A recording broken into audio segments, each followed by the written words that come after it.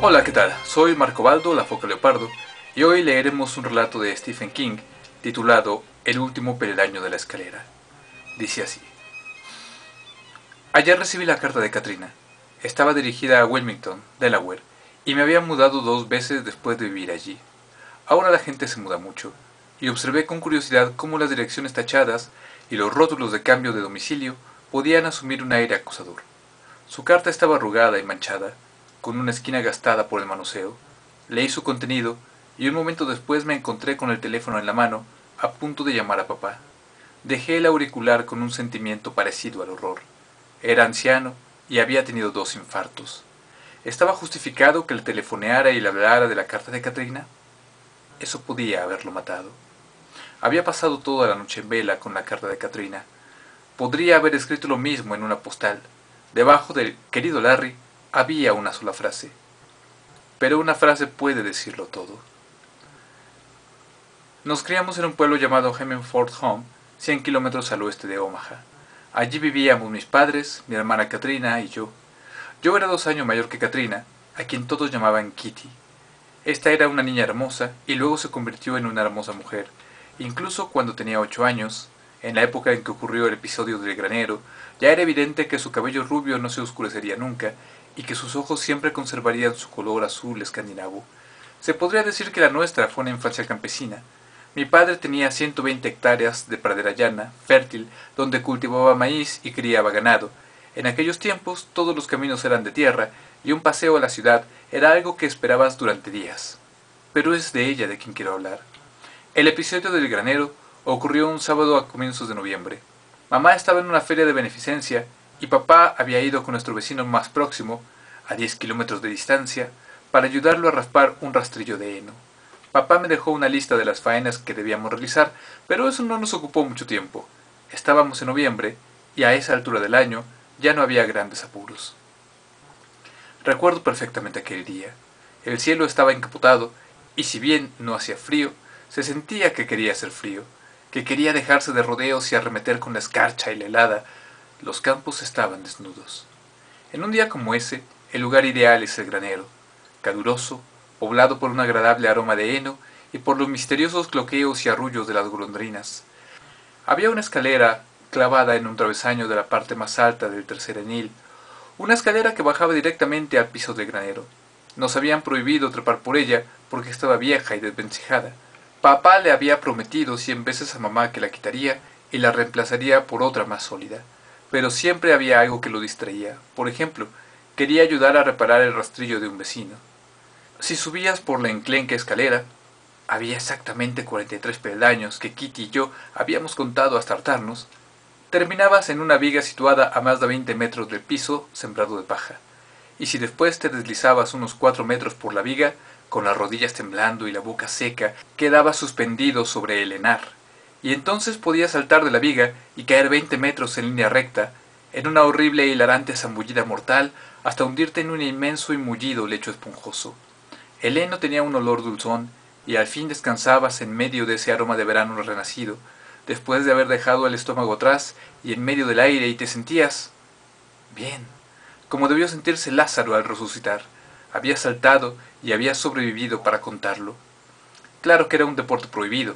Si nos hubieran sorprendido, mi madre habría puesto el grito en el cielo y mi padre nos habría azotado, debido al estado de la escalera, y también porque si por casualidad perdías el equilibrio y caías de la viga antes de haber llegado al blando colchón de heno, era seguro que te reventarías contra las duras tablas del piso. Pero la tentación era demasiado grande, y cuando no está el gato... Ese día empezó como todos los otros, con una deliciosa sensación de miedo mezclado con deseos anhelantes. Estábamos al pie de la escalera, mirándonos el uno al otro. «Te desafío», dije. «El desafiante sube primero», respondió Kitty. «Las chicas suben antes que los chicos», contraataqué enseguida. «No, si es peligroso», respondió ella bajando recatadamente los ojos, como si no fuera público que ella era la segunda machorra de Hemingford. Mas ese era su comportamiento habitual. Subía, pero no antes que yo. «Está bien», asentí. Ese verano yo tenía 10 años y era flaco como una estaca. Pesaba aproximadamente 45 kilos. Kitty tenía 8 años y pesaba 10 kilos menos. Pensábamos que si la escalera siempre nos había aguantado, seguiría aguantándonos indefinidamente. Ese día sentí que la escalera sembraba un poco en la atmósfera polvorienta del granero a medida que subía cada vez a mayor altura. Como siempre, aproximadamente a mitad del trayecto, imaginé lo que sucedería si de pronto la escalera cedía y se desmoronaba, pero seguí subiendo hasta que pude sujetarme de la viga e izarme y mirar abajo. El rostro de Kitty, vuelto hacia arriba, era un pequeño óvalo blanco. Con su camisa a cuadros y sus vaqueros azules, parecía una muñeca. Sobre mi cabeza, en los polvorientos recovecos del alero, las golondrinas arrullaban dulcemente. De nuevo, ajustándome al ritual, grité: «¿Qué tal allá abajo?», y mi voz flotó hasta ella montada sobre las motas de paja. «¿Qué tal allá arriba?». Me puse en pie, oscilé un poco atrás y adelante. Como siempre, parecieron soplar súbitamente extrañas corrientes de aire que no habían existido abajo. Oí los latidos de mi propio corazón mientras empezaba a avanzar con los brazos estirados para conservar el equilibrio. Pero por fin estaba sobre el seguro colchón de heno. Ahora mirar hacia abajo era más sensual que terrorífico. Hubo un momento de expectación. Después salté al vacío, apretándome aparatosamente la nariz como lo hacía siempre, y el súbito tirón de la gravedad me arrastró brutalmente, a plomo, y me hizo sentir deseos de gritar. Entonces tomé contacto con el heno, me incrusté en él como un proyectil, y su olor dulzón y polvoriento me rodeó mientras seguía hundiéndome como en agua espesa, hasta quedar lentamente sepultado en la paja.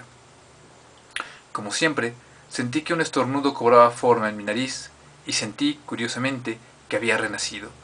Recuerdo que en una oportunidad Kitty me había dicho que después de zambullirse en el heno se sentía fresca y flamante, como un bebé.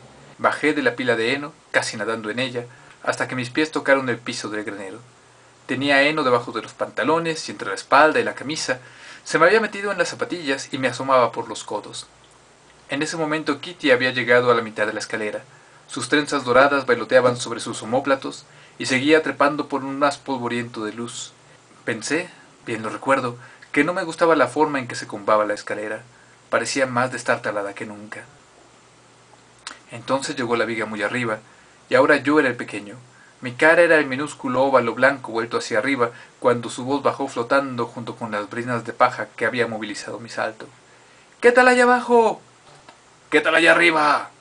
Avanzó por la viga, y mi corazón se distendió un poco en el pecho cuando calculé que estaba a salvo sobre el heno. Se empinó sobre las puntas de sus viejas zapatillas, y con las manos estiradas al frente. Después dio el salto del ángel.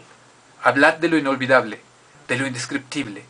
Bien, yo puedo describirlo, pero no con la precisión suficiente para haceros entender hasta qué punto fue bello. Perfecto. Ni mi pluma ni mi lengua tienen la maestría que haría falta para ello. Por un instante fugaz, pareció flotar en el aire, transformada en una golondrina rutilante de plumaje dorado. Era Kitty, mi hermana, con los brazos doblados hacia atrás y la espalda arqueada. Y cuánto la amé durante esa fracción de segundo. Y después cayó y se hundió en el heno y se perdió de vista. Del boquete que había abierto brotó una explosión de paja y risas. Olvidé cuán débil me había parecido la escalera con ella encima, y cuando salió yo ya estaba nuevamente a mitad del trayecto. Yo también intenté ejecutar el salto del ángel, pero el miedo me atenazó como siempre, y mi ángel se transformó en una bala de cañón. Creo que nunca terminé de convencerme, como Kitty, de que el heno estaba allí abajo. ¿Cuánto duró el juego? ¿Quién sabe? Pero después de 10 o 12 saltos, levanté la vista y vi que la luz había cambiado. Mi mamá y mi papá no tardarían en volver, y nosotros estábamos cubiertos de paja, lo cual era una prueba tan contundente como una confesión firmada. Accedimos a pegar un salto más cada uno. Yo subí antes que ella, y sentí que la escalera se movía bajo mis pies, y oí muy débilmente el chirrido de los clavos que se aflojaban en la madera, y por primera vez me sentí auténticamente asustado. Creo que si hubiera estado más cerca del pie de la escalera, habría bajado y habría terminado todo, pero la viga estaba más próxima y parecía más segura que el suelo. Cuando me faltaban 3 peldaños para llegar arriba, aumentó el chirrido de los clavos y el terror me congeló súbitamente.